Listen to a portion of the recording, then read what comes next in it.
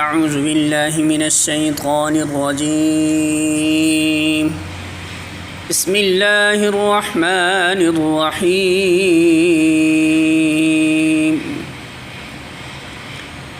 والذین آمنوا باللہ ورسلہ ولم يفرقوا بین احد منہم اولئک سوف یؤتیہم اجورہم وکان اللہ غفورا رحیما۔ سورۃ النساء آیت نمبر 152۔ ترجمہ: بخلاف اس کے جو لوگ اللہ اور اس کے تمام رسولوں کو مانیں اور ان کے درمیان تفریق نہ کریں،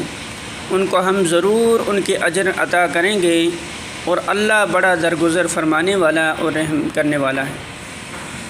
سورۃ النساء حاشیہ نمبر 189، یعنی جو لوگ خدا کو اپنا واحد معبود اور مالک تسلیم کر لیں اور اس کے بھیجے ہوئے تمام رسولوں کی پیروی قبول کریں، صرف وہی اپنے اعمال پر اجر کے مستحق ہیں، اور وہ جس درجہ کا عمل صالح کریں اسی درجہ کا اجر پائیں گے۔ رہے وہ لوگ جنہوں نے خدا کی لا شریک الہیت و ربوبیت ہی تسلیم نہ کی، یا جنہوں نے خدا کے نمائندوں میں سے بعض کو قبول فرمایا اور بعض کو رد کرنے کا باغیانہ طرز عمل اختیار کیا، تو ان کے لیے کسی عمل پر کسی اجر کا سوال سرے سے پیدا ہی نہیں ہوتا، کیونکہ ایسے لوگوں کا کوئی عمل خدا کی نگاہ میں قانونی عمل نہیں ہے۔ سورۃ النساء حاشیہ نمبر 180،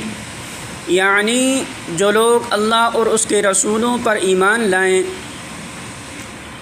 ان کا حساب لینے میں اللہ سخت گیری نہیں برتے گا،